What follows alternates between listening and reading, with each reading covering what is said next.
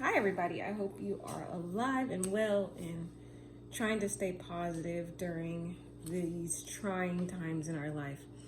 I'm just excited because some of the most fun times of the year are approaching, such as, I was going to say Christmas first, but Halloween to Thanksgiving to Christmas and New Year's. So I'm excited for the holidays.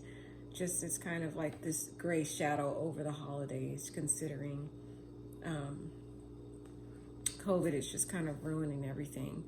The last 2 years, it feels like 2 years, right? It does feel like we're getting to 2 years. It's just so depressing.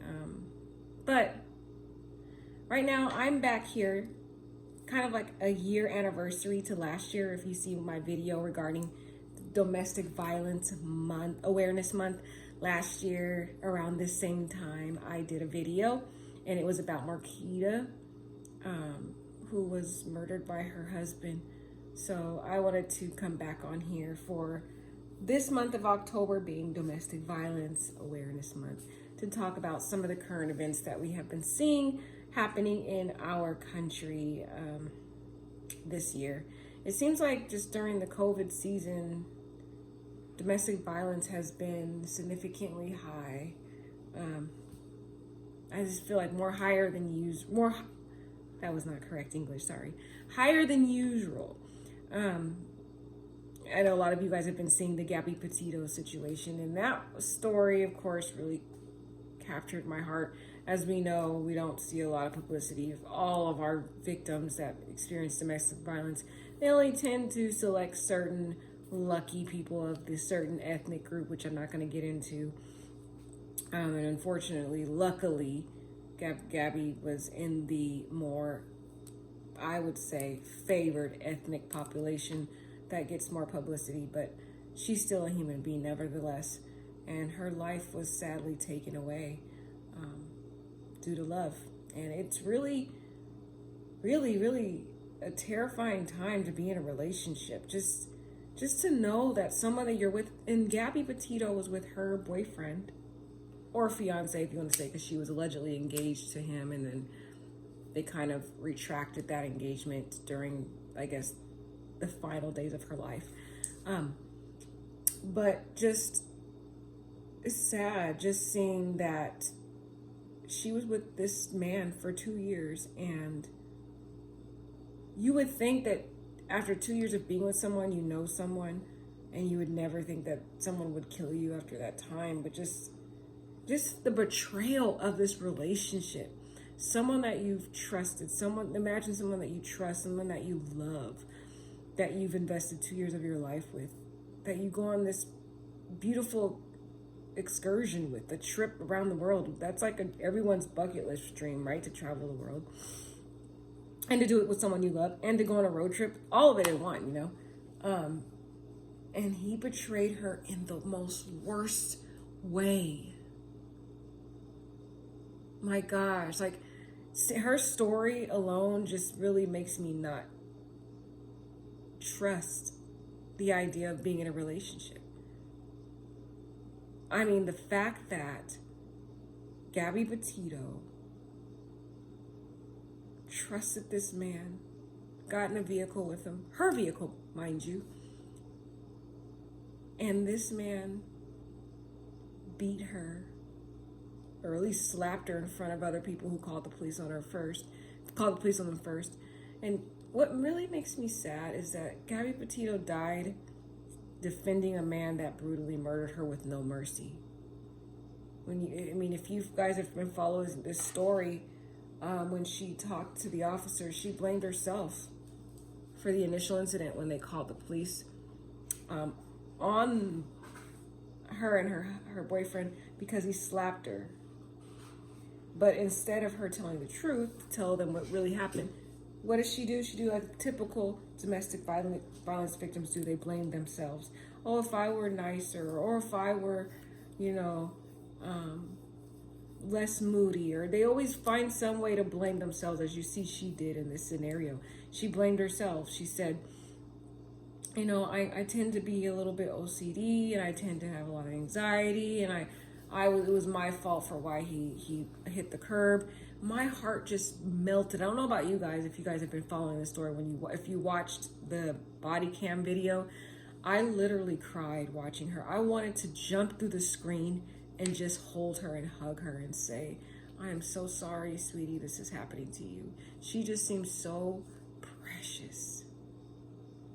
And to just, my gosh, my heart breaks terribly for her family, for her mother, for her two fathers, because she's a stepfather and her stepmother. My heart just terribly breaks for her family. And it's just like, what do we do in these situations? I mean, I may leave the comments open. Sorry guys, I have not been having my comments active lately because there have been a lot of just psychotic people in my comments just saying really awful things that I just had to turn off my comments on all my videos because people are crazy right now during these times. They have literally lost their mind, like regarding the vaccine and everything else. And I don't want to get into that because that's just too controversial and I don't want to talk about it. So, but I'm talking more about the domestic violence awareness. But I mean, I'm going to open it in the comments, but if people get crazy in my comments, I'm going to close it back up again. But I just want to hear from you guys about, I mean, what do we do? A lot of people, when we have domestic violence situations, they're always blaming the victim. Oh, well, if they would have left earlier and all that. I just disagree with that, respectfully, of course. Because even if you leave, people kill people who leave. I mean, we can see tons of examples of that. You can go back to different stories where they filed for divorce. The Starkey case. I think it's Starkey case or Starkey. I can't pronounce his name. Starkey case. That was the case out in Texas that happened last year in November. The beautiful social media young lady who was, I believe, I saw from the beginning that she was killed by her husband. The husband was older than her significantly. There's usually that age gap that I say is quite dangerous. Usually those men that are significantly older than their spouses are excessively controlling. And in this case, he was significantly older than her. She was extremely beautiful. She was a social media girl, just absolutely gorgeous. And she was on the verge of going to divorce him.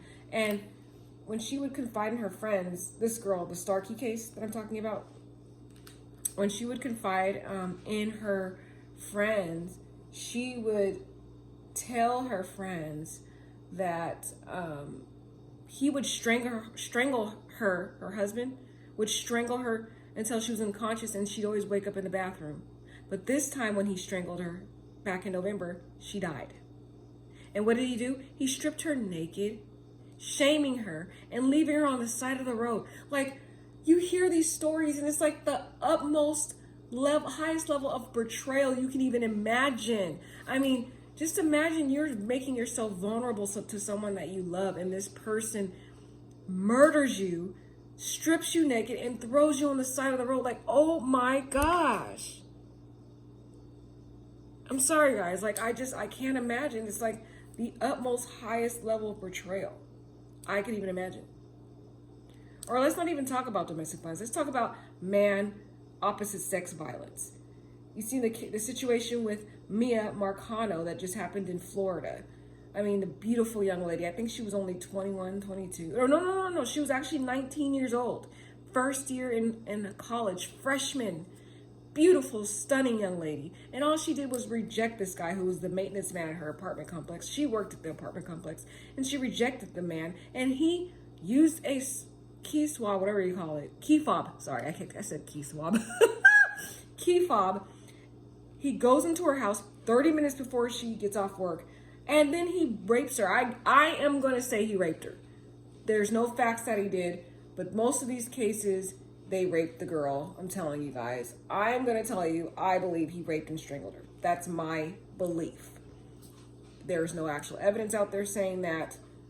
We don't even know what happened, but I believe in my heart that's what happened, because the guy was sexually attracted to her and he was just psychotic. And there was history of him doing the same thing to another young lady that rejected him. He threw a weight into her window. Well, another young lady who rejected him. So yeah, he goes into Mia's house, the current girl who's murdered, 19-year-old girl, brutally murders her, takes her body, throws her off into a old abandoned apartment complex, and then he kills himself. Like, oh my gosh. Like, their stories are just out of control. And I just feel like this month for domestic violence awareness, we have too many stories to share, you guys. It's so sad.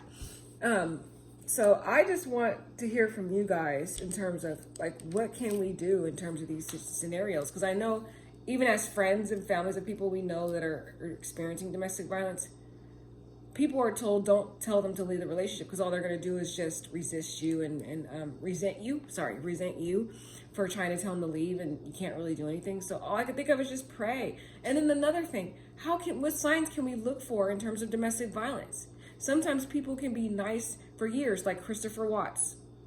If you know Christopher Watts, he was always a sweet guy in the marriage. Never laid a hand on Shannon. I don't know how to say the girl's name, but never laid a hand on her for all the years they were married in a relationship. And all of a sudden, he gets fed up one day and strangles her and the kids. You guys, some of this stuff is not predictable. It's like, what can we do? So yeah, to me, it has terrified me. I just don't know about relationships. I'm like, I don't know. I'm like terrified. So I'm happily single right now, of course, by choice. I have plenty of options, but I keep seeing all this stuff in the news. Maybe I need to stop watching the news. But I keep watching the news and it just turns me off to the idea of trusting any type of man. Like, I just don't want to trust anybody because I'm not going to lie, I'm just concerned considering all the domestic violence out there. So yeah, I would love to hear from you guys about domestic violence. What do you guys know? Any tips for other people experiencing domestic violence? I just don't know what the answer is at this point because I'm hearing all these stories. Some of these people don't even have a history of violence. Some of them do, like the Starkey case. Some don't, like the Christopher Watts case. Even in this scenario with Gabby Petito, I think there was a history of him hitting her. I just don't think it was out there like that, like a lot of our cases we see. Or we could even talk about, there's another one before I close this video. Jeffrey Pichel. Who knows about Jeffrey Pichel? He's on trial right now for domestic violence. He was a 90-day fiance celebrity. This guy brutally beat his fiance. I mean, if you watch the trial, I would suggest watch the trial. It's on Court TV or something like that. He takes the girl, grabs her by the neck, and I don't even know why he did all this because we still don't know that during the trial. They're not saying why he did it. But he grabs her by the neck, bangs her head on the ground multiple times, and she has a knot this big in the front of her head, like the size of a softball. It's just the pictures were horrific. They were so bad. I literally, and I'm an empath, you guys. So if you hear me saying I cried too much. I'm always empathetic to other people. I used to never cry so much, but I keep watching the news and I keep hearing these stories, and then my heart gets captured by these people, and I'm just so sad that these people suffered, and I just feel sorry for all these people suffering. But anyway, he beats her so bad. He takes her, bangs her head on the ground. She has this huge knot.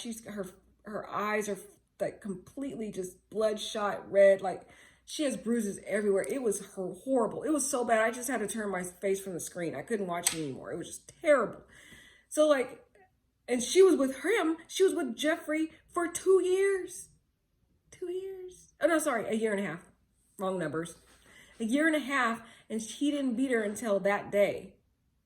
So it's like, what do we look for? What are the indicators, you guys? You guys help me out. I don't know the answer. I used to think I did. But the more and more I hear about these stories, the more and more I just don't know. All right, guys. So I'm glad you watched my video.